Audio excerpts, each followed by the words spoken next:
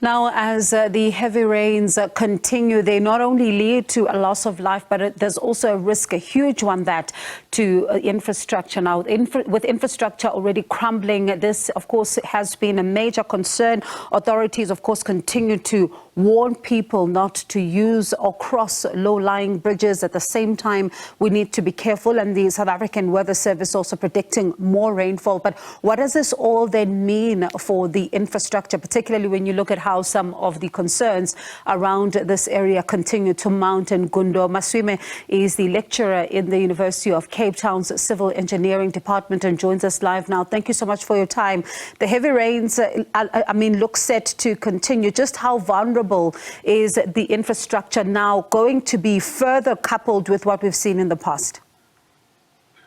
Yes, thank you, and good evening to the listeners. It's worrying to see that it's not now just a challenge of rural areas or rural municipalities, but across the country, infrastructure has been crumbling at an increasing rate over the last 2-3 years.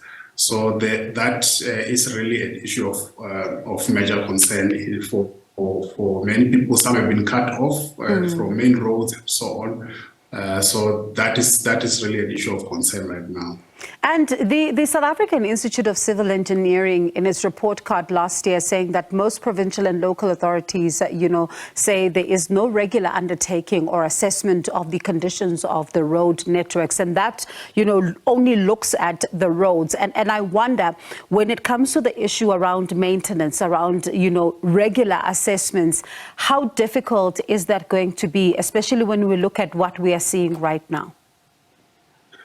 Yes, I think the main cause of flooding now is the fact that most of the stormwater channels have not been maintained just to clear the rubble that's inside. We're not talking about any special maintenance, just to make sure that they've been cleared. So that has been a problem. But what we are also seeing is the fact that most of our infrastructure has been designed a long time ago, when the rational method, which is the method they use to design stormwater even today, was still holding on quite well. So you use the rational method, you measure your runoff by, there's a very standard formula which looks at the catchment area and looks at the historical records of rainfall, which you get from the Weather Bureau. So what tends to happen is, if you are looking at what was the biggest storm in the last 50 years, that storm seems to be happening every 3-4 years, which means that something has to be done about the design of stormwater channels in general. And I was going to get into that before we even go to the situation that we see unfolding in the Vaal. How then do we begin as a country to address this particular issue of the designs of stormwater facilities? First is to ensure that with the new residential settlements where new stormwater is designed, if we are going to get, because what you get from using the rational method is the size of the stormwater channel that you're going to use and the slope of that stormwater channel.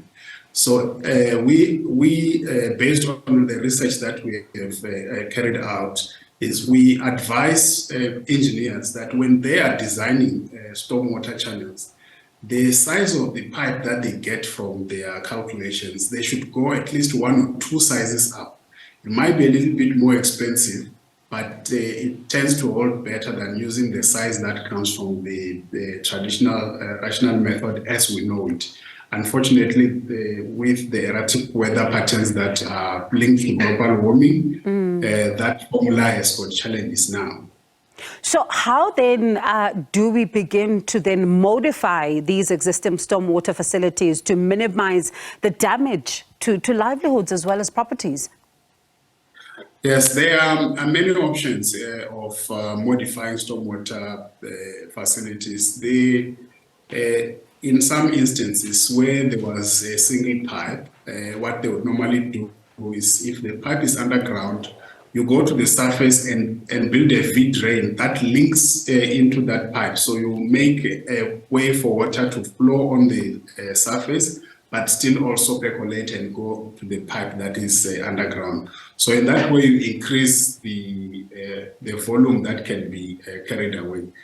But I also think that the bigger challenge we have is people staying in places that have not been sanctioned by the municipality. The others are staying within flood lines, especially the more informal settlements. And you mentioned the Val now in passing.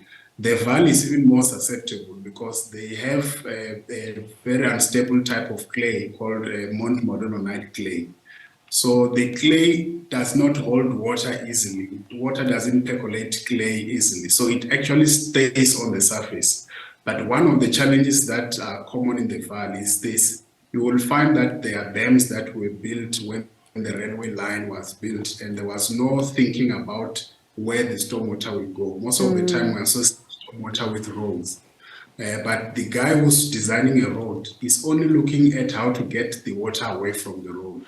Where it goes after that, some of the engineers are not taking that into cognizance. So it must be comprehensive.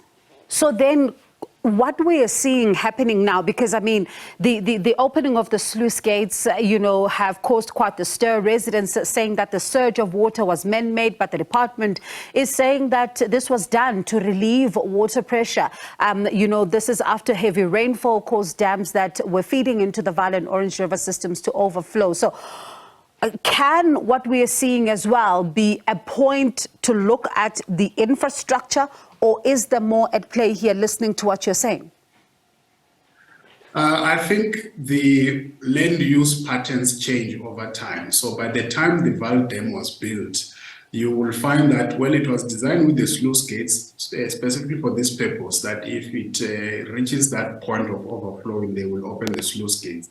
But because the land use down the stream has changed, that becomes a problem. Also the silting. So the stream where the water used to normally flow, you'll find now there is sand. So the volume that it carries has now changed. So as a precautionary measure, there is a chance that residential properties and facilities that are next to the channels, the natural ones and the ones that have been man-made, can be susceptible to flooding. So I think it should be a precautionary measure that rainwater is taking. We would have liked to know, at least from rainwater, if they have been able to model the flow of water, because there's softwares like HECRES where you can actually model the volume of flow in a channel and know how far it's going to flood by. So if they can be able to model that, they will know exactly who should move and who should not move, instead of more of a wholesale moving of people from their houses. So I think rainwater should also look at that. And it'll be interesting to see then what happens with this one. In about 10 seconds, we're almost out of time. Can municipalities do better when it comes to preempting some of what we're seeing?